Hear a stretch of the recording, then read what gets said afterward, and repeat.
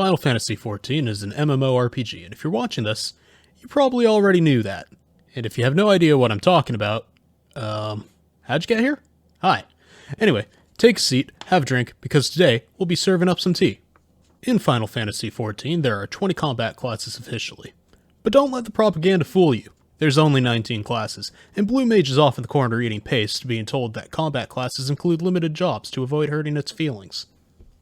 These classes, officially called jobs, are broken down into 5 categories: tanks, healers, melee DPS, magical DPS, and physical range DPS. The tanks clock in with 4, healers with 4, melee DPS with 4, physical ranged with 3, and magical DPS with 4.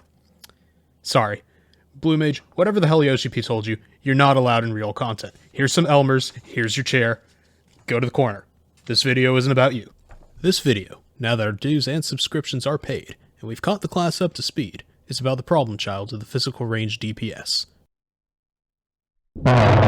Bard is the archetypal bow and music class. For those who know the history of the term bard being intertwined with bows in fantasy, you won't be surprised to know this, but the name of the class is likely related to Tolkien's character of Bard the Bowman from The Hobbit. Your job as a bard in this game has nothing to do with that, just thought you'd all like to know. Anyways, bard is also a term for a kind of musician generally known as someone who sings the praises of heroes and tells epic tales in the form of poems. Take this and attach it to Bard the Bowman, and you get the Final Fantasy XIV Bard. And yes, like all good teachers, I lied. The Tolkienian Bard is actually a little relevant to this overview. These two key features combine to make the flavor of the class a pseudo-magical singer that inspires and buffs the party with song, while inflicting damage through piddly sharp sticks launched via a string attached to an even larger stick. You also have some support and utility spells in the form of a defensive mitigation called Troubadour, and the recently fixed Nature's Mini. We'll talk about that last one in a little bit.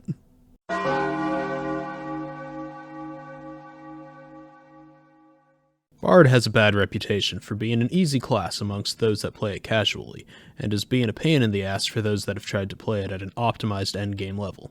If you play Bard as your main like I do, you most likely have job-related Stockholm Syndrome. As with all jobs in Final Fantasy XIV, there are main tracks for how attacks work.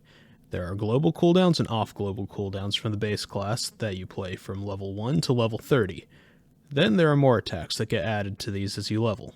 On top of these, there are job-specific mechanics in the form of gauges. They all fill the same kind of role for all jobs, but they each have their own flavors, and Bard's tastes of someone forgetting to tie in all the systems of the class together.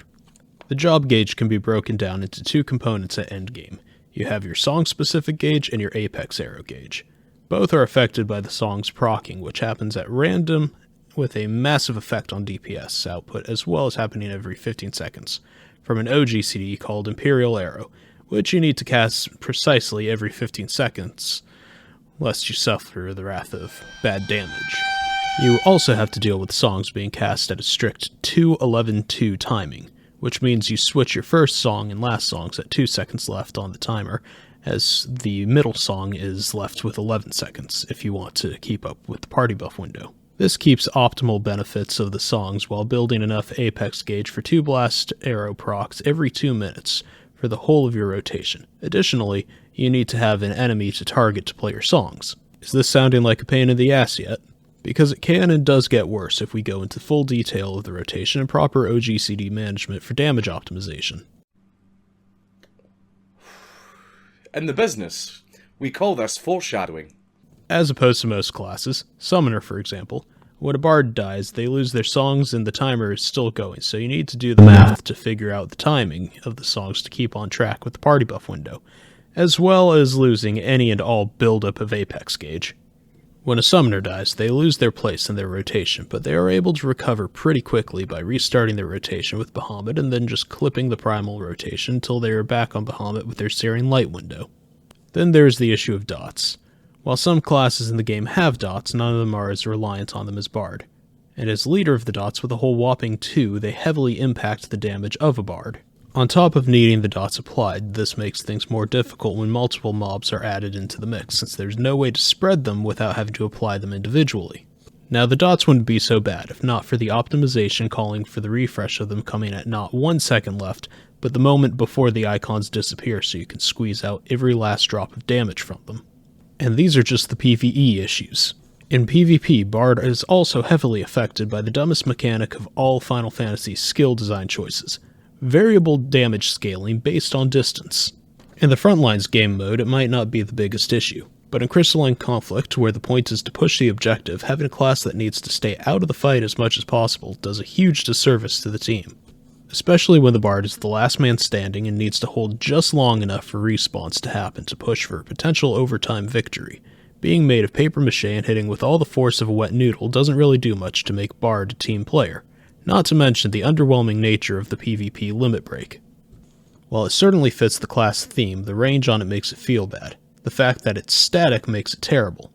If it scaled out and distributed the buff based on how many players of the team were hit, with the max being 5 and making that the lowest buff per player, it wouldn't be so bad. This would keep with the spirit of the current limit break overall by being based on team damage while doing incrementally more to reward solo limit breaks, or make it a viable play when missing part of the team.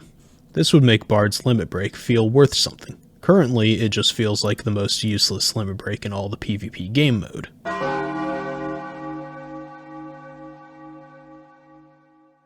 Now that we've looked at most of the issues plaguing the class and even started to fix the LB for PvP, let's find solutions for the rest of the kit. For Straight Shot, the standard of the PvP kit, the variable base damage based on distance of attack, the best thing to do would be to make it static damage. The other physical range classes have static damage. Why would the Bard be the only class with variable damage? It just doesn't make sense, and it hamstrings the team. The fix for it is easy though. Just make it do its max damage all the time, and that makes it on par with the rest of the classes. PvP, honestly, is about as bare bones of a fix as the gameplay options for the mode itself. Now let's take a look at the PvE kit solutions. Let's tackle the first item on the list of needed fixes: the lack of dot spread. All we need is a move that can spread both dots. Perhaps make something that would be an addition to the current AoE rotation, add a spread mechanic to the proc-based AoE attack that you get from a 35 proc chance off of Layden's Bite. Additionally, while we're at it, let's just morph the two dots into an evolving button similar to the Gunbreaker's Gnashing Fang combo. Have it set up so once you have Venomous Bite and Wind Bite upgrade to Caustic Bite and Storm Bite, that they retain their own identity but share the same input, for the sake of ease, since you never really use them after applying them correctly anyways, which brings us to the second issue of the dots. Dot refresh is a massive issue for Bard. I would say the best way to fix it would be simple. Take a page from the Book of Sage. Make Iron Jaws a 1-second cooldown OGCD. As a GCD ability, currently the biggest issue for refreshing is that sometimes you will be blocked by the GCD. Changing Iron Jaws to an OGCD from a GCD would not only better the class, it would also combat the issue of server tick, a topic which can be its own video.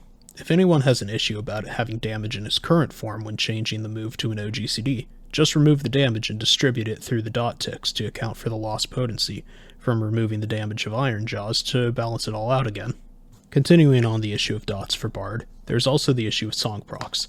What was once a complaint of there being crit-affected procs for song effects that would result in wasted procs, I personally think it would now allow for a reduction in the frustration of charge generation with Apex Arrow.